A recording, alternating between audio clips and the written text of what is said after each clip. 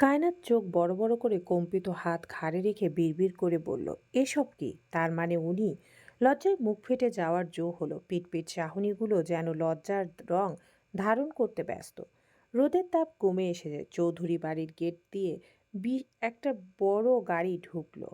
ঢাকা থেকে মাশফিক চৌধুরী নিজের পুরো পরিবার নিয়ে হাজির হয়েছেন বাবার বাড়ির ভেতর থেকে সবাই বেরিয়ে এলেন। একে একে সবাই গাড়ি থেকে নেমে কুশল বিনিময় করলো। শেহের এবং স্বার্থ এসেছে। আতিয়া বেগম অর্ণকে বলেছিলেন তার ওই বন্ধুগুলোকে দাওয়াত দিতে। ওরা দুজন আসলেও উপস্থিত হতে পারেনি মেহেরাব। সে ব্যস্ত ঢাকায়, এই মুহূর্তে চাইলেও আসা সম্ভব হয়নি। বাড়ির ভেতর থেকে কায়নাত বেরিয়ে এলো হুড়মুড় করে। শ্বশুর আর শাশুড়ির সামনে এসে সালাম দিল। মাশফিক চৌধুরী কায়নাতের মাথায় হাত বুলিয়ে মিষ্টি হেসে বললে, আম্মু, ভালো আছো? কায়নাত মাথা নাড়ায়। নিশা জাপটে জড়িয়ে ধরে ভাইয়ের বউকে শক্ত করে জড়িয়ে ধরে উল্লাসী কণ্ঠে বলে, তোমাকে কত মিস করেছি জানো? কায়নাত মুচকি হাসলো। নুসরাত, প্রেম, স্বার্থ এবং শেহেরকে ভালো মন্দ জিজ্ঞাসা করলো। বেহরুজ বেগম ও মাশফিক চৌধুরী আত্মীয়দের সাথে কথা বলতে বলতে বাড়ির ভেতরে চলে গেছেন। স্বার্থ, প্রেম, শেহের আর নিশা রয়ে গেল কায়নাতের সাথে। তারা বাড়ির দিকে হেঁটে যেতে যেতে শেহের বলল, আমাদের অন্য ভাই কই কায়নাত? উনি তো বাড়িতে নেই। কোথায় গেছে? দুপুরে খাওয়া দাওয়ার পর বাড়ি থেকে বের হয়েছেন। ও, সে যাই হোক, বাড়িতে সুন্দর সুন্দর মেয়ে এসেছে কিনা সেটা বলো। সিঙ্গেল লাইফ আর ভালো লাগছে না। চোখের সামনে অনেক গরু মিলে প্রেম প্রেম খেলে যাচ্ছে আর আমি চেয়ে চেয়ে দেখছি। নিশার চোখ পাকিয়ে শেহরের দিকে তাকালো। তুমি, আমাকে আর স্বার্থ ভাইকে গরু বললে? এত জলে কেন তোমার? আমার হাঁটুর বয়সী তুই জানিস? ল্যাংটা কালে তোর প্যান্ট চেঞ্জ করেছি আমি, বেয়াদব! এইটুকু মেয়ে হয়ে আমার বন্ধুর সাথে প্রেম করছিস, আর সেটাও আমাকে দেখতে হচ্ছে মুড়ি হাতে নিয়ে। নিশার রাগে বোম হয়ে প্রেমের দিকে তাকালো। নাকের পাতা ফুলছে শুধু। প্রেম খুক খুক করে কেসে উঠল। শুকনো ঠোক ভিজিয়ে মিনমিন করে বলল, সত্যি কথা বলতে শেহের ভাই ঠিকই বলেছে। আসলে ল্যাংটা কালে আমরা। নিশা কানে হাত চেপে চিৎকার করে বলল, চুপ করবে তোমরা? কি বলছো তোমরা? তখন আমি ছোট ছিলাম, চেঞ্জ করলেই বাকি। প্রেম ঘাড় ঘুরিয়ে স্বার্থর দিকে তাকিয়ে মিনমিন করে বলল, সে না হয় ঠিক আছে, কিন্তু স্বার্থ ভাই কিন্তু তোর ডায়াপারও চেঞ্জ করেছে। স্বার্থ ঠোঁট কামড়ে দুষ্টু চোখে নিশার লাজুক বদন পানে তাকালো। নিশার নাক মুখ কুচকে স্বার্থর দিকে তাকালো। লজ্জায় চোখে পানি চলে এসেছে মেয়েটার। সে আটকাতে না পেরে সত্যি কেঁদে উঠল। কাঁধের সাইড ব্যাগ প্রেমের দিকে ছুঁড়ে মেরে হন হন করে বাড়ির ভেতর ঢুকে গেল। পিছু গেল কায়নাত নিজেও। ওরা চলে যেতে ওরা তিনজন হো হো করে হেসে উঠল। প্রেম যা বলেছে একটা কথাও মিথ্যে নয়। নিশার যখন 5 মাস তখন ওদের দুই বোনকে চৌধুরী বাড়ি নিয়ে আসা হয়। শেহের মাথা ঝাঁকিয়ে স্বার্থকে বলল, ভালোবাসার আর মানুষ পেলি না তুই। যে পুচকিকে কোলে করে ঘুম পাড়িয়েছিস একটা সময়, আজ সেই পুচকিকেই বিয়ে করার জন্য পাগল হয়ে গেছিস। স্বার্থ ঠোঁট কামড়ে হাসলো। হ্যাঁ, ওকে কোলে নিয়েছিলাম ঘুম পাড়ানোর জন্য, আর আজ নিতে চাই পাশে রাখার জন্য। সারা জীবন ঘুম ভাঙা সকালগুলো ওর মুখ দেখে শুরু করার জন্য।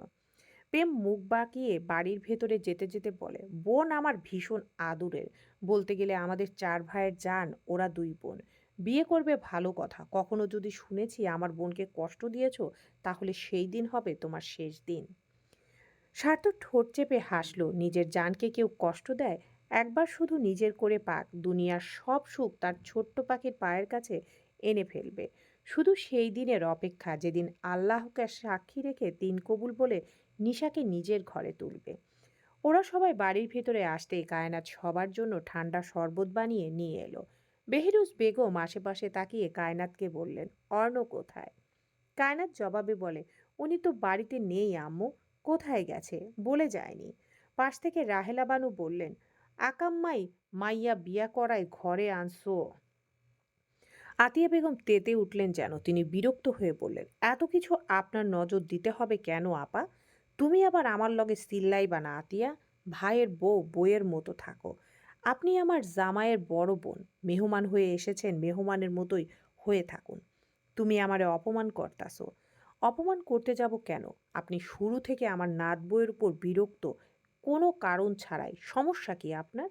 বেহরুজ বেগম শাশুড়িকে থামিয়ে দিয়ে বললেন, ফুপি, কি হয়েছে? আমার ছেলের বউ কোনো খারাপ ব্যবহার করেছে আপনার সাথে? রাহেলা বানু রুষ্ট কণ্ঠে বললেন, খারাপ ব্যবহার করবে কেন? তোমার পোলার বউরে যেই দেমাগ, হ্যাই তো আমার লগে কথাই কয় নাই। সালাম কালাম তো দূরে থাকুক। বেহরুজ বেগম কায়নাতের দিকে তাকালেন। কায়নাত রাহেলা বানুর কথা শুনে অবাক না হয়ে পারল না। সকালেও না ওনার সাথে কথা হলো তার, এখন তাহলে মিথ্যা কথা বলছেন কেন? কায়নাত মুখের উপর কিছু বলতে পারল না। আতিয়া বেগম কিছু বলার জন্য মুখ খুলতে চাইলেন, কিন্তু পারলেন না এক পুরুষালী গম্ভীর কণ্ঠস্বর শুনে। আমি মানা করেছি আপনার সাথে কথা বলতে। অর্ণ ঢুকছে সদর দরজা দিয়ে, সোজা এসে দাঁড়ায় কায়নাতের পাশে। বুক টান টান করে বড় দাদির সামনে এসে দাঁড়িয়ে গম্ভীর কণ্ঠে বলে, আমার বউকে নিয়ে যে আপনার অনেক সমস্যা হচ্ছে সেটা আমি আগেই বুঝতে পেরেছি, তাই আমিই মানা করেছি আপনার সাথে যেন কম কথা বলে। বেহরুজ বেগম কিছুটা রেগে বললেন, কি হচ্ছে অর্ণ, কি বলছো তুমি? অর্ণ মায়ের কথার উত্তর না দিয়ে মাশফিক চৌধুরীর দিকে তাকিয়ে বলল, তোমার সামনে যদি কোনো কারণ ছাড়াই আম্মুকে কেউ অপমান করে তাহলে তুমি কি করবে বাবা? মাশফিক চৌধুরী থমথমে মুখে বসে রইলেন। নাজরিন সিঁড়ির শেষ প্রান্তে এসে দাঁড়িয়েছে। কায়নাত কুটুর কুটুর চোখে স্বামীর প্রতিবাদ দেখছে। বেহরুজ বেগম এবার কিছুটা শান্ত হলেন। ধীর কণ্ঠে বললেন, তাই বলে এভাবে কথা বলা উচিত নয় অর্ণ। আমি বলবো, হাজার বার বলবো, আমার ওয়াইফকে অপমান করা মানে আমাকে অপমান করা। আর যে আমাকে অপমান করবে তাকে অবশ্যই আমি ছেড়ে কথা বলবো না। পুরো ড্রয়িং রুম নীরবতায় ছেয়ে গেল। অর্ণ আর চোখে কায়নাতকে দেখে গম্ভীর কণ্ঠে বলল, যে আঙ্গুল তুলবে তার আঙ্গুল ভেঙে ফেলতে দ্বিতীয়বার ভাববো না, পরে কি হবে সেটা আমি দেখে নেব। হনহন করে অর্ণ সিঁড়ি বেয়ে উপরে উঠে গেল। ড্রয়িং রুমে উপস্থিত অনেক আত্মীয় কায়নাতের দিকে অদ্ভুত চোখে তাকিয়ে আছে। স্বার্থ ও শেহের মিটিমিটি হাসছে। নিশা চোখ বড় করে সিঁড়ির দিকে তাকিয়ে নুসরাতের কানে কানে ফিসফিস করে বলল, ওটা কি ভাইয়া ছিল আপু? নুসরাত মুচকি হাসে। নিশার মাথায় টুকা মেরে বলে, হ্যাঁ। আতিয়া বেগম ঠোঁট টিপে হেসে রাহেলা বানুর রাগান্বিত বদর দেখে সবাইকে ফ্রেশ হওয়ার জন্য ঘরের ব্যবস্থা করে দিলেন। কায়নাতকে বললেন, তোর ঘরে যা যা প্রয়োজন সব অন্যের ঘরে নিয়ে যা, আরও আত্মীয় আসবে, ঘর খালি নেই আর। কায়নাত মাথা নাড়িয়ে নিজের ঘরে গিয়ে সব প্রয়োজনীয় জিনিস নিয়ে অন্যের ঘরে রেখে আসে। নিধির ঘরে গিয়ে দেখে ঘরের মধ্যে চুপটি করে বসে আছে সে, থমথমে মুখশ্রী। কায়নাত এগিয়ে যায় বিছানার কাছে। কি হয়েছে আপু? নিশা আপুরা এসেছে, দেখা করবে না? নিধি মাথা নাড়ায়। তাহলে চলো। ওরা সবেমাত্র এলো, একটু রেস্ট নিক তারপর যাব। কায়নাত আর মানা করল না। পুরো বাড়ি জুড়ে মানুষ, আনন্দ উল্লাস লেগেই আছে। সন্ধ্যার একটু আগ দিয়ে চৌধুরী বাড়ির বিশাল ছাদ পাটি বিছিয়ে বসেছে সবাই। অনেক আত্মীয়দের ছেলেমেয়েরাও সেখানে উপস্থিত। নিধি, জয়া আর মাহি মিলে নিচে থেকে সবার জন্য হালকা খাবার নিয়ে এসে বসলো সেখানে। নিধি ও কায়নাতও এলো খানিকক্ষণ পর। প্রেম ছাদের এক কোণায় দাঁড়িয়ে আছে শেহেরের সাথে। দৃষ্টি নিধির নাচেহাল মুখপানে। মেয়েটা একবার ফিরে তাকায়নি তার দিকে। স্বার্থ এলো কিছুক্ষণ পর, হাতে নিশার ফোন। নিশারা যেখানটায় বসেছে সেদিকে এগিয়ে গিয়ে নিশার হাতে ফোন দিয়ে প্রেমদের দিকে এগিয়ে গেল। স্বার্থ নিজের পেটে হাত রেখে চেয়ারে বসলো। একে একে সবার দিকে তাকিয়ে শেহেরকে বলল, বাচ্চাটা ভীষণ দুষ্টু হয়েছে, একটু পরপর কিক মারছে। শেহেরের চোখ কপালে। সে চোখ বড় বড় করে শুধায়, বাচ্চা এলো কোথা থেকে? স্বার্থ নিজের পেট দেখিয়ে বলে, এই যে এখানে, তোর আর আমার বাচ্চা। তুই মানে আমি 5 মাসের গর্ভবতা। প্রেম পাশ থেকে ভোঁতা মুখে ওদের দিকে তাকিয়ে বলে, আমি ডাক্তার হয়েও তোমাদের বাচ্চা হওয়ার পদ্ধতিটা বুঝলাম না। বুঝবি না মানে? এই বাচ্চার অর্ধেক বাপ তো তুই নিজেও। সন্ধ্যার আলো তখনও পুরোপুরি নামেনি। সূর্যটা আকাশের কিনারায় একটা আলগা কমলা আভা আভা ছড়িয়ে রেখেছে, যেন এক শেষ বিকেলের রঙিন গল্পের শুরু। চৌধুরী বাড়ির ছাদটায় ঝুলছে ছোট ছোট রঙিন ফেয়ারি লাইট। ছাদের চারপাশে বিছানো হয়েছে দোলে বসার গদি আর পাটি। এক কোণে রাখা চা, চানাচুর, ফুচকা আর দই বড়ার স্টল। মনে হচ্ছে একটা ছোটখাটো সন্ধ্যার হাট বসেছে। ছোট বড় অনেক আত্মীয়দের ছেলেমেয়েরা, কাজিন, মামাতো, ফুফাতো, চাচাতো সবাই মিলে জমিয়ে আড্ডা দিচ্ছে। কেউ গান ধরেছে, কেউ গল্পে ফেটে পড়ছে। প্রেম একটু দূরে নিশার পাশে বসে আছে। সবার মাঝখানে একেবারে পানের মতো হাসি খুশি কায়নাত হেসে হেসে গল্প করছিল। তার লাল সালোয়ার কামিজটা হাওয়ায় হালকা উড়ছিল আর চোখ দুটো যেন ঝলমলে পান ভরা। নিশা হঠাৎ সুযোগ বুঝে প্রেমের দিকে আর চোখে তাকিয়ে বলল, প্রেম ভাইয়াকে একটা মেয়ে পছন্দ করত। মেয়েটা দেখতে বেশ সুন্দর, ইয়াং, বাট ২ বাচ্চার মা। সবাই হেসে গড়াগড়ি। নিধি চোখ মুখ কুঁচকে নিচের দিকে তাকিয়ে আছে। প্রেম দাঁত কটমট করে বোনের দিকে তাকালো। ঠিক এমন সময় ছাদের সিঁড়ির কাছ থেকে ধীরে ধীরে ভেসে এলো হাঁটার শব্দ, ভারী অথচ চেনা। সবার মুখ ঘুরে গেল একদিকে। রেলিং ধরে ধীরে ধীরে উঠছে অর্ণ চৌধুরী। সাদা টি শার্ট পরা সেই চিরচেনা গম্ভীর মুখ, চোখে অদ্ভুত ঠান্ডা এক জ্যোতি, হাঁটার এক অদ্ভুত অধিকার। কেউ কিছু বলল না। ওর উপস্থিতিতেই যেন ছাদের বাতাস একটু বদলে গেল। স্বার্থ ফিসফিস করে বলল, আরে ভাই, বাঘ এসে গেছে রে, এইবার কেয়ামত নামবে। শেহের হেসে বলল, যার চেহারা দেখলেই হাওয়ায় ঠান্ডা হয়ে যায়, বুঝে নিস ওর ভেতর কতটা আগুন। অর্ণ সবার দিকে তাকিয়ে একবার মাথা ঝাঁকালো, কিছু বলল না। একটা হালকা সম্মান দেখানো হাসি, কিংবা তাও না। সেটা ছিল কি আদৌ হাসি? ওর চোখ সোজা চলে গেল কায়নাতের দিকে। সবাই দেখলো যেমন হঠাৎ থেমে গিয়েছিল আড্ডা, এখন তেমন করে আবার শুরু হলো, তবে একটু সাবধানে, একটু ফিসফিসিয়ে। অর্ণ ধীরে ধীরে এসে এক কোণে দাঁড়ালো, কারোর সাথে কথা বলছে না। পাশেই দাঁড়িয়ে থাকা প্রেম বলল, ভাইয়া বসো না। অর্ণব মাথা নাড়ালো, তোরাই বস। ঠিক তখন ওই স্বার্থ সামনে এসে বলল, এই যে সাহেব চৌধুরী, এত রাগ রাগ চেহারা নিয়ে ছাদে আসছো কেন? ছাদের বাতাস তো আর রাগ চলে না ভাই। শেহের পেছন থেকে যোগ দিল, সাহেব চৌধুরীর পাছায় ফোর উঠেছে নাকি? কায়নাত এক মুহূর্ত থেমে গেল। সবাই হেসে উঠল। কায়নাত লজ্জায় নিজের ওড়না ঠিক করলো। অর্ণ একটু বিরক্ত চোখে তাকালো দুজনের দিকে। তোদের এই হাস্যকর সংলাপ বন্ধ না করলে ছাদ থেকে নামিয়ে দেব। আর হ্যাঁ, ওভাবে আঙ্গুল তুলে কথা বলবি না। শের তো ঠোঁট কামড়ে হেসে পড়ে, হায় হায়, রাগী বাবু এসেছে, এখন কে বাঁচাবে আমাদের? অর্ণ এবার সরাসরি কায়নাতের দিকে তাকিয়ে বলল, তুমি এখানে কি করছো? এত হাসাহাসির মানে কি? সবার মুখ থেমে গেল। নিশা পাশে ফিসফিস করে বলল, এই যে শুরু। কায়নাত একটু ধীর কণ্ঠে মিনমিন করে বলল, মানে সবাই যেমন এসেছে আমিও তেমন। তোমার এত হাসাহাসির কি আছে এখানে? এত লোকের মাঝে এমন করে হাসলে খুব সুন্দর দেখায় তোমাকে? আপনার কি সমস্যা শুনি? হাসি তো মুখের ব্যাপার, আপনি সেটাও নিয়ন্ত্রণ করবেন? কায়নাতের কণ্ঠ একটু কাঁপল রাগে।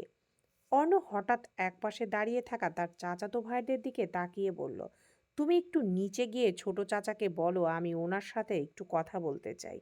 সবাই বুঝলো অর্ণ বিষয় ঘোরানোর চেষ্টা করছে, কিন্তু ওর চোখ কায়নাতেই আটকে আছে। সার্থক পাশ থেকে ফিসফিস করলো, দেখলি, চিৎকার করবে না, অপমান করবে না, কিন্তু এমনভাবে কথা বলবে যে মনে হবে মুখে না বলেও 10টা কথা বলে দিল।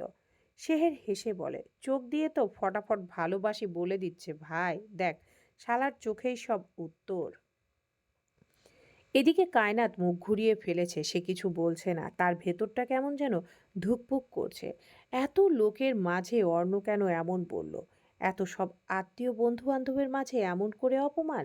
অর্ণ একটুও কেয়ার করছে না। সে সোজা ছাদের একপাশে গিয়ে দাঁড়ালো, চোখ ছাদের পাড়ের ওপারে, যেখানে সূর্যটা পুরোপুরি ডুবে যায়নি এখনো। নিশা খুক খুক করে কেসে উঠল। একটা বড় কাচের বাটিতে অনেকগুলো সাদা কাগজ মোড়ানো রয়েছে।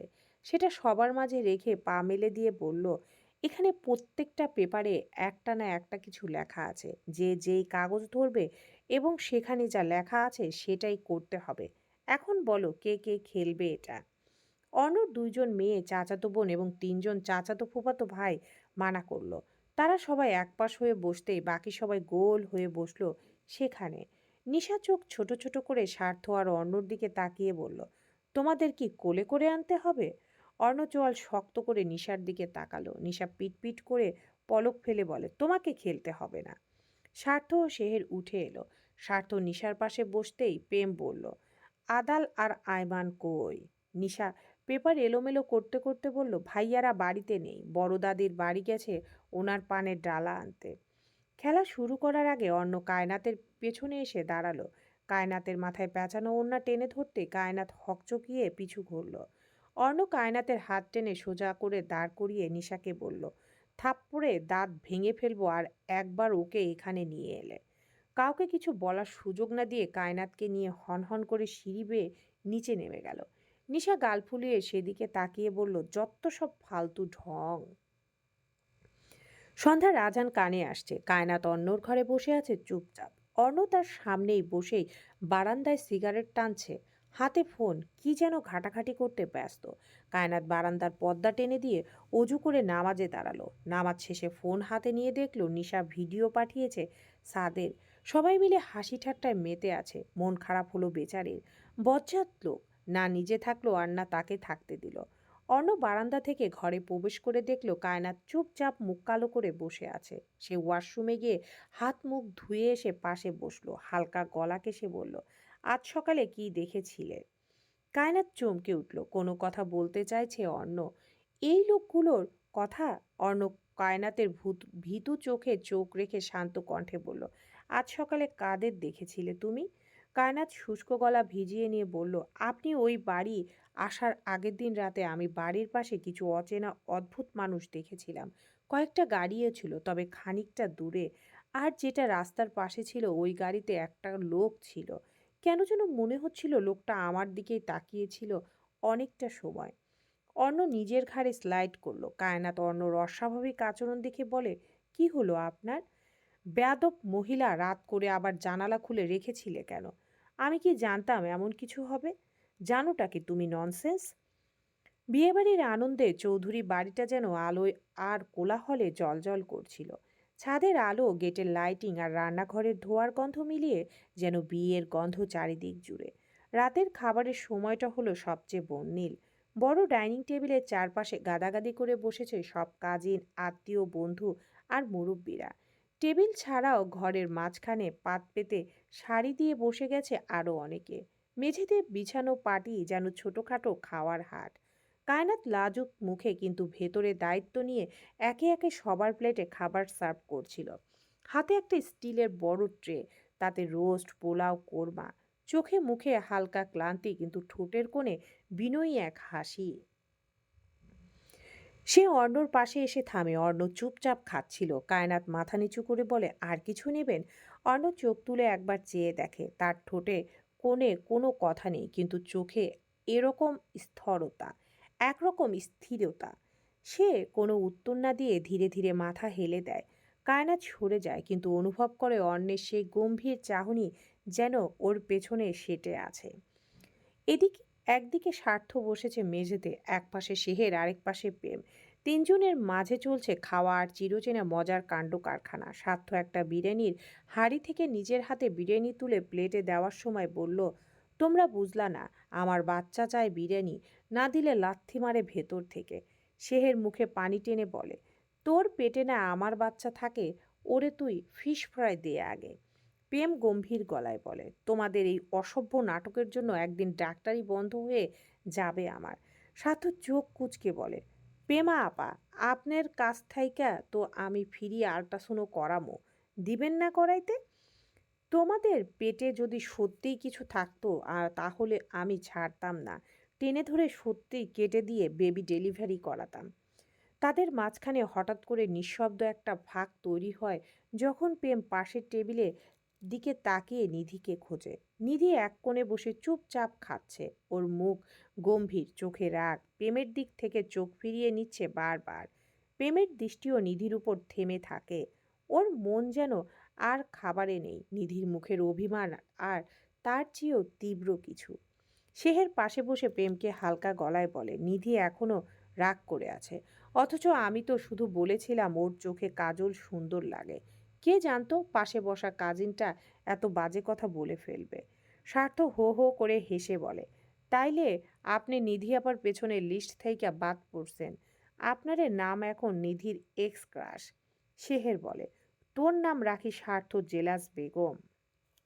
স্বার্থ বলে, তাতে কি, আমার পেটে বাচ্চা আছে, আমি এখন অনেক কিছু, অনেকের কথা হজম করতে পারি। সবাই হেসে ওঠে, কিন্তু প্রেম কিছু না বলে নিধির দিকে তাকিয়ে থাকে। নিধি একবার চোখ তোলে। প্রেমের চোখে চোখ পড়তেই 2 সেকেন্ড, তারপর নিধি মুখ ঘুরিয়ে ফেলে। প্রেমের গলা খুসখুস করে ওঠে। ও বুঝতে পারে এই রাগ সহজে যাবে না। আরেকদিকে অর্ণ নীরবভাবে খাচ্ছে, কিন্তু তার চোখ সারাক্ষণই অন্যদিকে দিকে। ওর খাবার শেষ। কায়নাত আবার আসে সার্ভ করতে। অর্ণ এবার বলেই ফেলে, এত দৌড়ঝাঁপ না করলেও তো চলতো, তুমিও অতিথি। কায়নাত হালকা হেসে বলে, আমি এখন অতিথি নই। অর্ণর চোখ তীক্ষ্ণ হয়, তাহলে কি গৃহিণী? কায়নাত এক মুহূর্ত থেমে বলে, তা তো আপনিই বলবেন। অর্ণ চুপচাপ, তার ঠোঁটের কোণে যেন অদ্ভুত এক অভিব্যক্তি খেলে যায়। চোখের চাহনি, কথার খেলা, হাসির আড্ডা আর খাবারের ঘানে ভরা এই রাত যেন চৌধুরী বাড়ির হৃদয়ের রঙে ছটা ছড়িয়ে দিল। আর তার মাঝেই কেউ কেউ কারো দিকে নিঃশব্দে ভালোবাসা ছুড়ে দিচ্ছে। কেউ বুঝছে না, কেউ রেগে আছে, কেউ ব্যস্ত হাসির আড়ালে লুকিয়ে। ঘড়ির কাঁটা রাত 10টা পেরিয়েছে। বাড়ির ভেতর তখনও এক ধরনের উৎসবের রেশ। হাসি, ফিসফাস আর কড়া চায়ের গন্ধে মিশে এক উষ্ণ পরিবেশ। চৌধুরী বাড়ির বিশাল ড্রয়িং রুমে একে একে জড়ো হয়েছে বড়দের দল। সোফায় বসা দাদির পাশে বড় মা, মায়ে মা, চাচা, ফুপুরা, সবার মুখে প্রশংসা আর গল্প। আর ঘরের মাঝে একটু সংকোচ মাখা মুখে দাঁড়িয়ে আছে কায়নাত। লাল রঙের সালোয়ার কামিজ পরনে, মাথা নিচু রেখে সম্মান জানানো একরকম সৌন্দর্য ফুটে উঠেছে ওরা আচরণে। প্লেট হাতে দাঁড়িয়ে আছে, চা, বিস্কিট, পান, মিষ্টি হাতে হাতে এগিয়ে দিচ্ছে। মাওই মা কায়নাতের মাথায় হাত রেখে বললেন, মাশা আল্লাহ, বৌমারে যেন আল্লাহ পবিত্র রাখে। অর্ণ তো কপাল খুবই ভালো, এমন একটা বউ পাইছে। ফুপু বলে, আজকালকার মেয়েরা এত ভদ্র হয় না, একেই বলে পারিবারিক মেয়ে। ঘরের মান রক্ষা করেই চলতেছে। কায়নাত একটু হেসে বলে, আপনারা বেশিই বলছেন, আমি কিছুই করি না আসলে। মাওই মা আদুরে গলায় বলেন, তুই করিস না, এই তোর কথা বলার ধরনটাই আমাদের মন ভৈরা দেয়। ওদের কথা শুনে এক কোনায় দাঁড়ানো একজনের বুকটা ধক করে ওঠে, নাজনীন। সে ডাইনিং টেবিলের একটা চেয়ারে বসে আছে, কারো চোখে পড়ে না, কিন্তু তার চোখ ঠিক পড়ে কায়নাতের মুখে। অর্ণ তখন কিছুটা দূরে দাঁড়িয়ে এক কোণে হাত গুটিয়ে চুপচাপ সবকিছু পর্যবেক্ষণ করছিল। তার চোখে কোনো আবেগ নেই, কিন্তু একটা প্রশ্রয় আছে কায়নাতের প্রতি। সে কায়নাতের প্রতিটি হালকা হাসি, প্রতিটি মাথা নোয়ানো মুচকি কথার প্রতিক্রিয়া অনুভব করছিল চুপচাপ। নাজনীন দাঁড়িয়ে দাঁড়িয়ে দেখে যে কায়নাত একদিন তার সামনে থেকেও ছিল দূরে, আজ এক চুপচাপ গ্রহণযোগ্যতায় অন্যকে নিজের পাশে দেখতে শিখে গেছে। নাজনীন নিজের চোখ মেলে কায়নাতের চোখে চেয়ে দেখে কিছুই নেই, না অহংকার, না দম্ভ। তবুও কেন যেন নাজনীন নিজেকে হেরে যাওয়া মনে করে। এক চাচি বলে ওঠেন, এই মেয়েটার চেহারায় অদ্ভুত শান্তি। অন্য এখন একটু গম্ভীর কম হয়েছে, মনে হয় বইয়ের প্রভাব পড়েছে। সাথে সাথে সবাই হেসে ওঠে। অর্ণ চোখ সরিয়ে জানালার বাইরে তাকায়। কায়নাত চুপচাপ মুচকি হাসে, কিন্তু নাজনীন তখন নিজের বুকের ভেতর কেঁপে ওঠে। তার কানে সেই কথাগুলো বারবার বাজে, অর্ণ বদলে গেছে, শান্তি, ভাগ্য, কায়নাত অর্ণর বউ। ওর মুখটা কিছুটা কঠিন হয়ে যায়, চোখ টলমল করে উঠলেও সে সামলে রাখে। কারো চোখে পড়ে না সেই অভিমান, কারো চোখে পড়ে না সেই দীর্ঘশ্বাস। শুধু সে নিজেই বোঝে, ভালোবাসা হারানোর চেয়ে কঠিন হচ্ছে ভালোবাসা অন্য কাউকে ভাগ করে দেখতে শেখা। এইভাবে ড্রয়িং রুমে প্রশংসাময় আবহে নাজনীন হারিয়ে যায় নিজস্ব চুপচাপ যুদ্ধের ভেতর। ড্রয়িং রুমে সেই প্রশংসার স্রোত শেষে একে একে মুরব্বীরা উঠে যেতে লাগলেন, কেউ নিজের ঘরে, কেউ ছাদে রাতের গল্পে, কেউ আবার বারান্দায় হাঁটতে। কায়নাত সবাইকে একে একে বিদায় জানালো, মাথা নিচু করে সালাম করলো। আর মাওই মা যাওয়ার আগে আবারও বললেন, বৌমা, তুই আসছিস আমাদের ঘরে আশীর্বাদ নিয়া। আল্লাহ তোদের ভালো রাখুক, সুখী বানাক। কায়নাত বিনতি হাসে, কিন্তু তার দৃষ্টির আড়ালেই তখন নাজনীন ধীরে ধীরে হাঁটছে ড্রয়িং রুম থেকে বেরিয়ে যাওয়ার জন্য। চোখে জল নেই, কিন্তু চোখের নিচে কালচে ছাপ, আর চোখের পেছনে এক রাশ ব্যথা। দরজার কাছে দাঁড়িয়ে থাকা অর্ণ তখনও ঠায় দাঁড়িয়ে, চোখে অদ্ভুত এক নির্লিপ্ততা, যেন সব দেখেও কিছুই দেখে না। কায়নাত দাঁড়িয়ে পড়ে মাঝখানে, হাতে তখনও খালি কাপের ট্রে। তার চোখে চলে যায় অর্ণর দিকে। সে বুঝতে পারে এই ঘরে কিছুর একটার অস্তিত্ব রয়েছে যা বলা হয়নি, দেখা হয়নি। কায়নাত ধীরে পা টিপে টিপে এগিয়ে যায় ভেতরের দিকে। অর্ণ সেই চিরচেনা ভঙ্গিতে দাঁড়িয়ে থাকে, চুপচাপ গম্ভীর, মাথা নিচু করে চোখ বুজে ফেলে। হয়তো এক মুহূর্তে, হয়তো এক দমবন্ধ সময়, তার মানে ও কিছু কাঁপে, তার মনেও কি কিছু কাঁপে হয়তো, কিন্তু মুখে কিছু আসে না। এই অর্ণ চৌধুরী কখনো মুখে কিছু বলে না। সে ভালোবাসলেও মুখে বলে না, সে ব্যথা পেলেও সেটা প্রকাশ করে না। শুধু নীরবে চাহনি দিয়ে সে নিজেকে আড়াল করে রাখে। আর সেই রাত, ড্রয়িং রুমে মিলান আলোতে কেউ একজন চুপচাপ চলে যায়, অভিমানে হারিয়ে যাওয়া ভালোবাসা বুকে নিয়ে। কায়নাতের নাজনীন ভাই যে উজাড় করে ভালোবেসেও নিজের ভালোবাসাকে পায়নি, পায়নি তার রাগিনী রানীকে, শুধু পেয়েছে এক বুক যন্ত্রণা যেটা দিনের সাথে পাল্লা দিয়েই বেড়ে চলেছে। রাত তখন বেশ হয়েছে, বিয়ে বাড়ি বলে সন্ধ্যা সন্ধ্যা ভাব। নিধির ঘরে অনেক মানুষ। অনেকক্ষণ আগে মাহি এসে জানিয়েছে প্রেম তাকে ছাদে ডাকছে। অনেক ভাবনা চিন্তা করার পর নিধি ঘর থেকে বের হলো। এভাবে আর কতক্ষণ এড়িয়ে যাবে? আদৌ এটা সম্ভব? সে গুটি গুটি পায়ে ছাদে আসতেই দেখতে পেল প্রেম ছাদে একা গুনগুন করছে। সে ধীর পায়ে এগিয়ে গেল। প্রেম পিছু ফিরে নিধিকে দেখতেই ঠান্ডা ও চাপা কণ্ঠে বলল, মেয়ে মানুষ বড্ড ছলনাময়ী। কি বলার জন্য ডেকেছেন সেটা বলুন। এই রাত্রিবেলা আমাদের একসাথে কেউ দেখলে সমস্যা হবে। তুই আমাকে এড়িয়ে চলছিস কেন? এড়িয়ে কোথায় চলছি? আমি তো আগের মতোই আছি। প্রেমের কণ্ঠ শক্ত হলো। সমস্যা কি তোর, বলবি? সেদিনের জন্য আর কতবার ক্ষমা চাইতে হবে? নিধি প্রেমের আনন পানে তাকিয়ে মৃদু হেসে বলে, ডাক্তারবাবু, আমার কাছে ক্ষমার চাওয়ার তো কিছুই নেই। আপনার উপর আমার রাগ অভিমান কখনোই ছিল না, তাহলে কেন ক্ষমা চাচ্ছেন? আমি কি করেছি বলবি? কেন আমাকে দেখেও না দেখার ভান করছিস? আপনার পুড়ছে কেন ডাক্তারবাবু? প্রেম দুপা এগিয়ে এলো, উদাস কণ্ঠে ফিসফিস করে বলল, আগুন জ্বালিয়ে মেরে ফেলেছিস আমায়। এই আগুনের তাপে আর সহ্য হচ্ছে না আমার। হয় একেবারে শেষ করে দে, না হলে আগুন নিভিয়ে শীতলতায় ভরিয়ে দে। নিধির অভিমানী চোখ ভরে এলো। হিয়ার বলা কথাগুলো বারে বারে স্মরণ হতেই বুকের ভেতরটা যন্ত্রণায় ছারখার হয়ে যায়। নিধি পিছু ঘুরল, চোখের পানি লুকিয়ে ধরা গলায় বলল, আমাকে আর ডাকবেন না ডাক্তারবাবু, আমি বিরক্ত বোধ করি এতে। নিধি চলে গেছে বেশ খানিকক্ষণ আগে। প্রেম স্থির হয়ে দাঁড়িয়ে আছে ছাদের এক কোণায়, দৃষ্টি আকাশ পানে। এই মেয়েকে কি করে বোঝাবে মনের কোণায় জমিয়ে রাখা অনুভূতিগুলো? এত পালায় পালায় করলে সে ধরবে কি করে? ঘরে নীরবতা, ঘড়ির কাঁটা এগিয়ে গেছে রাত 12টা ছুঁই ছুঁই। কায়নাত কিছুক্ষণ আগে গোসল করে এসেছে। গরমে যেন ঘাম শুকায় না। গায়ে অর্ণর দেওয়া সাদা পাতলা কুর্তি, চুল ভেজা। জল ধীরে ধীরে কাঁধ বেয়ে জামায় গড়িয়ে পড়ে, সেই ভেজা জামা গায়ের সাথে মিশে গিয়েছে। কায়নাত নিজেও বুঝতে পারছে, নিজেকে সামলে চলার চেষ্টা করছে। অর্ণ বারান্দায় দাঁড়িয়ে সিগারেট ঠোঁটে চেপে গম্ভীর চোখে তাকিয়ে আছে অন্ধকার আকাশের দিকে। ওর চোখে কিছুটা ক্লান্ত, কিছুটা গভীর চিন্তায় ডুবে। কিন্তু কায়নাতের উপস্থিতি তার গাম্ভীর্যের ফাঁকে ফাঁকে নড়া নড়াচড়া জায়গা। কায়নাত ভেজা জামা ছাড়তে বারান্দায় আসে, হাত ভর্তি জামা। চোখ নিচু করে ধীরে ধীরে দাঁড়িয়ে জামা ছাড়াতে শুরু করে। অন্য ধীরে চোখ ঘুরিয়ে তাকায়। কায়নাতের ভেজা চুল, শরীরের সাথে লেপ্টে থাকা সেই পাতলা সাদা জামা তাকে অন্যমাত্রার নীরবতায় ডুবিয়ে রাখে। কেমন অদ্ভুত সেই দৃষ্টি! অর্ণব ঠোঁটে ধরা সিগারেট হঠাৎ আঙ্গুল দিয়ে নামিয়ে ফেলে। কায়নাত অবাক হয়ে তাকায়। চোখে মুখে বিস্ময়, আবার ঠোঁট পুড়িয়ে দিবে কি?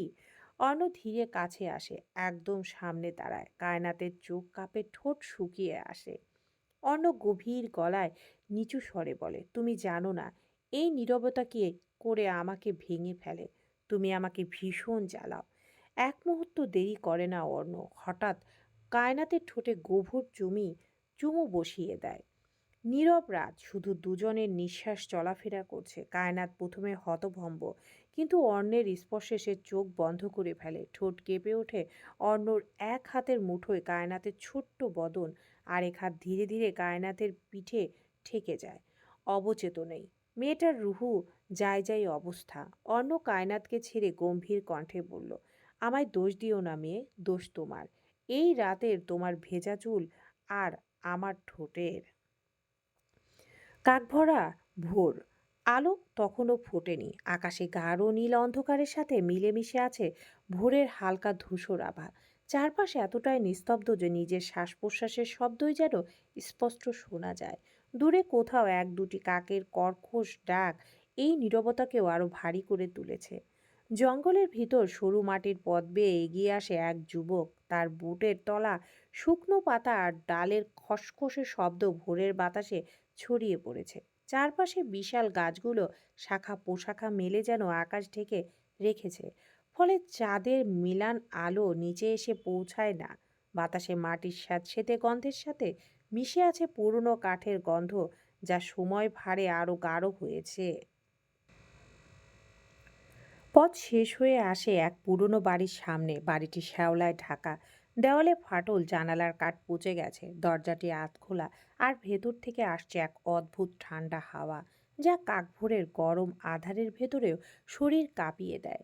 আশেপাশে ঘন জঙ্গল এমনভাবে ঘিরে রেখেছে যে মনে হয় এই বাড়ি বহু বছর ধরে সময়ের বাইরে পড়ে আছে। কারো পদচারণা এখানে আর শোনা যায়নি আজ পর্যন্ত। দরজার ফাঁক দিয়ে এক ঝলক ভেতরে তাকায় সে। অন্ধকারে ধুলো জমে আছে মোটা স্তরের। মেঝের উপরে ভোরের নরম কুয়াশা যেন পাতলা চাদরের মতো বেছানো। দেয়ালের পুরনো পেলেস্তার প্লাস্টাররা খসে খসে ইট বেরিয়ে এসেছে, আর ছাদের কোণে ঝুলছে কালো মাকড়সার জাল। পা ভেতরে দিতেই কাঠের মেঝে কর্মর শব্দ তোলে, যেন বহু বছর পর কারো উপস্থিতি টের পেয়ে প্রতিবাদ করছে। বাতাসে পুরনো কাগজের গন্ধের সাথে মিশে আছে এক অজানা বাসি গন্ধ, যা মেরুদণ্ড বেয়ে শীতলতা ছড়িয়ে দেয়। ঘরের একপাশে ভাঙা টেবিলের উপর ছড়িয়ে আছে কিছু হলদেটে কাগজ, যেন সময় তাদের রং চুরি করে নিয়েছে। অন্য কোণে রয়েছে একটি দুলো নিযুক্ত পুরনো কাঠের চেয়ার, যা হালকা বাতাসে অদ্ভুতভাবে কেঁপে ওঠে। বাইরে কাকের ডাক আরও জোরে শোনা যায়, আর জঙ্গলের গভীরে কোনো এক অচেনা প্রাণীর চিৎকার হঠাৎ নীরবতাকে ভেঙে দেয়। সে ধীরে ধীরে সিঁড়ির দিকে পা বাড়ায়, প্রতিটি ধাপে যেন অদৃশ্য চোখ তার দিকে তাকিয়ে আছে। উপরের তলায় পা রাখতেই নাজনীনের শরীর ভার হয়ে এলো। ডান দিকের ঘরটায় দরজা ঠেলে ভেতরে ঢুকতে বাতাস ছড়িয়ে পড়ল এক শ্বাসরুদ্ধকর গা গুলানো গন্ধ, যেন বহুদিনের পুরনো রক্ত আর পচন একসাথে মিশে গেছে। মেঝেতে পড়ে আছে এক বিকৃত লাশ, গ্রীষ্মের গরমে যার চামড়া কালচে হয়ে গেছে, ফেটে ফেটে মাংস বেরিয়ে এসেছে। চোখের গর্ত দুটো ফাঁক, শুকনো রক্তের দাগ নেমে গেছে গালের দিকে। বুকের মাঝখান থেকে গভীরভাবে ফাড়া হয়েছে, হাড় ভেঙে চিরে ভেতরে কালচে লাল মাংস জমাট বেঁধে রক্ত স্পষ্ট দেখা যাচ্ছে। পোকা মাকড় ভিড় করে আছে ক্ষতের ভেতরে, গুনগুন শব্দে ঘর ভরে যাচ্ছে। লাশের গায়ে কালো ছেঁড়া শার্ট এখন রক্ত শক্ত হয়ে চামড়ার সাথে লেপ্টে আছে। পাশে মেঝেতে ছড়িয়ে আছে তিনজন ছেলের অঙ্গহীন দেহাবশেষ। কারো হাত নেই, কারো পা কেটে নেওয়া হয়েছে, আর কারো মুখ এতটাই থেতলানো যে চেনার উপায় নেই। তাদের গায়ের কাপড় ছিঁড়ে গেছে, শরীরে কোথাও কোথাও গভীর নখের আঁচড়ের মতো দাগ, যা স্বাভাবিক কোনো মানুষের পক্ষে করা সম্ভব নয়। ঘরের এক কোণে দেয়ালের সাথে শুকিয়ে যাওয়া রক্তের ছোপে স্পষ্ট কিছু হাতের ছাপ দেখা যায়, যেন মৃত্যুর আগে তারা মরিয়া হয়ে পালাতে চেয়েছিল কিন্তু পারেনি। নাজনীন হঠাৎ বুকের বাঁ পাশে হাত রেখে হাঁটু মুড়ে বসে পড়ল নিচে। নিজেরই যেন বিশ্বাস হচ্ছে এসব। ভোরের পাখিগুলো কিচিরমিচির শব্দ করে জানান দিচ্ছে সকাল হয়েছে। চৌধুরী বাড়ির মানুষজন কাজে লেগে গেছেন। কাল গায়ে হলুদ, আর গায়ে হলুদে যেহেতু বাড়িতেই হবে, তাই বাগানের সাইড পরিষ্কার করার জন্য লোক আনা হয়েছে এই সকালেই। এত বড় বাগান পরিষ্কার করতে পুরো দিন লেগে যাবে। বড় বড় গাছগুলো ছাঁটতে হবে, বড় পাতিলে রান্না করা হচ্ছে। আত্মীয়দের ছোট ছোট বাচ্চাগুলো বাড়ি জুড়ে দাপিয়ে বেড়াচ্ছে। সকাল সকাল শুরু হয়েছে হইচই। নিশা আড়মোড় ভেঙে ঘর থেকে বেরিয়ে দেখল ড্রয়িং রুমে একটা বাচ্চা লাইটার নিয়ে খেলছে। আশেপাশে এত মানুষ, তবুও কারো খেয়াল নেই সেদিকে। নিশা তাড়াতাড়ি নিচে নেমে এলো, বাচ্চাটার হাত থেকে লাইটারটা নিয়ে আদুরে কণ্ঠে বলল, এটা তোমায় কে দিয়েছে বাবু? বাচ্চাটার বয়স হয়তো 4-5 হবে। সে কুটুর কুটুর চোখে নিশার ঘুম জড়ানো বদন পানে তাকিয়ে বলল, এটা আমি পেয়েছি। কোথায় পেয়েছো? আমি তো জানি না। নিশা ঠোঁট উল্টে সোফায় বসলো বাচ্চাটার পাশে। পিঠ সমান এলোমেলো চুলগুলো কানের পাশে গুজে দিয়ে বলল, এসব নিয়ে কখনো খেলবে না কেমন? তোমার নাম কি বাবু? বাচ্চাটা নিশার শরীর ঘেঁষে বসলো। নিশা পিট পিট করে বাচ্চাটার দিকে তাকিয়ে হেসে ফেলল। বাচ্চাটা আদুরে কণ্ঠে বলল, আমার নাম নাফিস। আমার ছোট ভাই নাফিস। পাশ থেকে একটা অচেনা ছেলে এসে নিশার সামনে দাঁড়ালো। নিশার চোখ তুলে ঘাড় উঁচু করে ছেলেটার দিকে তাকালো। কেমন যেন চেনা চেনা মনে হলো। সে কপাল কুঁচকে বলল, আপনি কে? ছেলেটা হেসে ফেলল। নিশার সামনে বরাবর সোফায় বসে ঠোঁট টিপে বলল, বিহারের কাজিন আমি। তোমাকে অনেকবার ঢাকায় দেখেছি, বৃষ্টির সাথে। নিশা আশ্চর্য হয়ে বলল, আপনি বিহার ভাইয়ের কাজিন? জি, কালকে রাতে ওদের সাথে এসেছি। নিশা মাথা ঝাঁকিয়ে বলল, মাফ করবেন, আমি চিনতে পারিনি। হয়তো আগে আমাদের কখনো কথা হয়নি। হাসিব মুচকি হেসে বলল, হয়তো। দোতলার বাসাইডের কোণার ঘরের দরজার সামনে বুকে হাত গুজে দেয়ালে হেলান দিয়ে দাঁড়িয়ে আছে স্বার্থ। পাশেই আদাল দাঁড়ানো। তার দৃষ্টি ছাদের সিঁড়ির দিকে। জয়া ও মাহি কি নিয়ে যেন ফিসফিস করছে। জয়া মাহিকে নিয়ে উপরে উঠে গেল। আদাল সেদিক থেকে দৃষ্টি সরিয়ে নিচে তাকালো। এত এত মানুষ যে তার নিচেই যেতে ইচ্ছে করছে না। উপরের প্রত্যেকটা ওয়াশরুমে মানুষ, হাত মুখ ধুতে হবে। আর সেই গরম পড়েছে, গোসল করা গেলে ভালো হতো। আদাল স্বার্থ শান্ত দৃষ্টি দেখে আবার নিশার দিকে তাকালো। জ্বলছে নাকি স্বার্থ ভাই? স্বার্থ ঠোঁট কামড়ে মাথার চুলগুলো পিছনে ঠেলে দিয়ে সিঁড়ির দিকে হাঁটা ধরল। আদালও পিছু নিল তার। নিশা আত্মীয় ভেবেই টুকটাক কথা বলছিল হাসিবের সাথে। স্বার্থ ড্রয়িং রুমে এসে নিশার পাশে বসে পড়ল। নিশা স্বার্থর শান্ত মুখশ্রী দেখে বলে, এত সকালে উঠলেন যে? স্বার্থ হাসিবের দিকে একবার তাকিয়ে নিশাকে বলল, সমস্যা হলো? সমস্যা কেন হবে? হতেই পারে, চারপাশে এত নতুন মানুষ। নিশা ফুটে উঠল। আশেপাশে চোখ বুলিয়ে দাঁত কটমট করে বলল, সবসময় বেশি বোঝো তুমি। স্বার্থ শুধু দাঁতের ঘর্ষণের শব্দ শোনা গেল। নিশার পাশ থেকে উঠে সে বাড়ির বাইরের দিকে হাঁটা ধরল। আদাল আগেই বাইরে চলে গেছে। নিশা হাসিবের সামনে লজ্জিত বোধ করলো একটু। অস্বস্তি নিয়ে উঠে দাঁড়ালো সে। হাসিব শান্ত চোখে সবটা দেখল। নিশাকে অস্বস্তি বোধ করতে দেখে সে বলল, প্লিজ বিব্রত হবেন না। নিশা শুধু ঠোঁটের কোণে হালকা হাসি টেনে কোনো রকমে সেখান থেকে উপরে চলে গেল। স্বার্থ সবটা সময় মানুষের সামনে, রাস্তায়, যেখানে সেখানে এমন বাজে পরিস্থিতি ক্রিয়েট করে, যেটা নিশার জন্য সত্যিই লজ্জার কারণ হয়ে দাঁড়ায়। সকালের আলো পুরোপুরি ঢোকেনি ঘরে। পর্দা টানা, ভেতরে হালকা অন্ধকার। অর্ণব বিছানার পাশে দাঁড়িয়ে শার্টের বোতাম খুলছে। ডান হাতের কাপড়ে জমাট রক্ত। কেটে যাওয়া অংশটা বেশ গভীর, কিন্তু সে নির্বিকার ভঙ্গিতে তাকিয়ে আছে, যেন ব্যথা তার কাছে কোনো ব্যাপারই নয়। পেছন থেকে কায়নাত ঢুকে পড়ল। চোখরা পড়তেই রক্তমাখা হাতের দিকে ভুরু কুঁচকে গেল। হাতে কি হয়েছে আপনার? অর্ণব মাথা ঘুরিয়ে একবার তাকালো, চোখে গম্ভীর ঠান্ডা দৃষ্টি। তারপর স্বাভাবিক ভঙ্গিতে বলল, কিছু না। কিছু না মানে? আমি দেখতে পাচ্ছি আপনার হাতে গভীর ক্ষত। তোমার সমস্যা কোথায়? কায়নাত হতভম্ব, কিন্তু থামল না। সমস্যা? আপনার হাত দিয়ে রক্ত ধরছে, এটা কি আমার দেখার কথা না? অর্ণব মৃদু নিঃশ্বাস ফেলল। হাতের ক্ষত থেকে দৃষ্টি না সরিয়েই উত্তর দিল, এটা আমার হাত, আমার রক্ত, সামলে নেব। বের হও ঘর থেকে। সে আলমারি থেকে ব্যান্ডেজ বের করলো। এক হাতে ঠিকভাবে বাঁধা সম্ভব না। কায়নাত এগিয়ে আসতেই অন্য তীক্ষ্ণ স্বরে বলল, দূরে থাকো। ঘরের ভেতরের মুহূর্তের জন্য নীরবতা নেমে এলো। শুধু তাদের চোখের লড়াই আর ব্যথা লুকানোর এক অদৃশ্য চেষ্টা বাতাসে ভাসতে থাকলো। অন্য এক হাতে ব্যান্ডেজ করলো, কিন্তু ক্ষতের ব্যথা এত তীব্র যে হাত কেঁপে উঠল। দুবার চেষ্টা করেও ঠিক মতো পেঁচাতে পারল না। ঠোঁট চেপে গভীর শ্বাস নিল। তবুও ব্যথা চেপে রাখা যাচ্ছিল না। পাশে দাঁড়ানো কায়নাত এগিয়ে এলো। তার চোখে বিরক্তি আর উদ্বেগ মিশে আছে। দিন, আমি করে দিচ্ছি। অর্ণ তৎক্ষণাৎ গম্ভীর গলায় বলল, তুমি দূরে থাকো। কায়নাত দৃঢ় কণ্ঠে উত্তর দিল, আপনি নিজে করতে পারছেন না, আর রক্ত পড়ছে। আমি দেখেও কিছু করব না? অর্ণ এবার রাগে গলা উঁচু করলো, তুমি কি আমার কথা বুঝতে পারো না? দরকার নেই বলছি তো। কায়নাত অর্ণর পাশে বসে শান্ত কণ্ঠে বলল, আমার কষ্টে আপনার বুকে ব্যথা না উঠলেও আপনার ক্ষতে আমার ব্যথা হয়। আপনি আমায় না মানলেও আমি আপনাকে ঠিকই আমার স্বামী বলে মানি। এখন বলুন, আমি আমার স্বামীর কষ্ট কি করে সহ্য করি? সে জোর করে অর্ণর হাত নিজের হাতে টেনে নিল। অর্ণ বিরক্তি নিয়ে তাকালো, কিন্তু হাত আর সরালো না। শুধু দাঁতে দাঁত চেপে ব্যথা সহ্য করলো। কায়নাত ধীরে ধীরে ব্যান্ডেজ পেঁচাতে লাগলো, যেন ক্ষতর চারপাশে যত্নের চাদরে মুড়ে দিচ্ছে। শেষ করে গিট বাঁধল। তারপর হাত ছেড়ে দিল। হয়ে গেছে, চলবে ইনশাআল্লাহ।